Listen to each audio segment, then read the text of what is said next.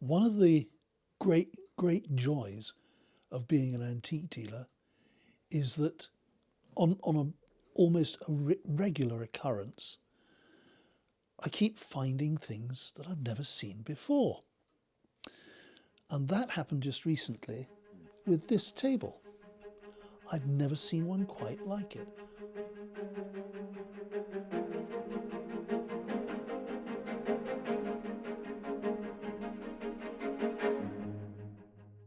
I've known about these writing tables on tripod bases, but this is the first time I've ever actually owned one.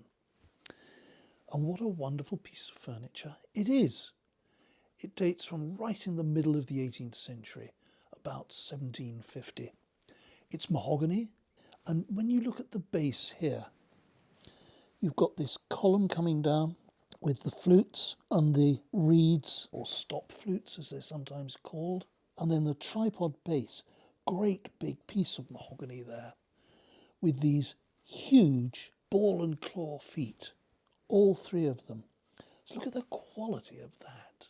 So what does this actually do? As I said, it is a writing table.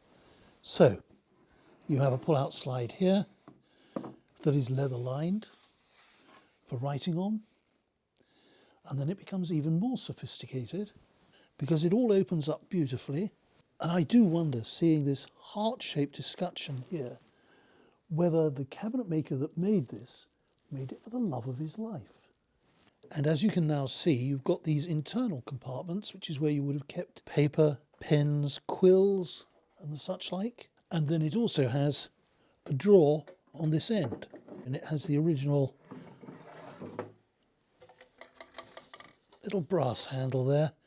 And again, just look at how nicely that ties in with the heart-shaped escutcheon that we've seen on the other side of there.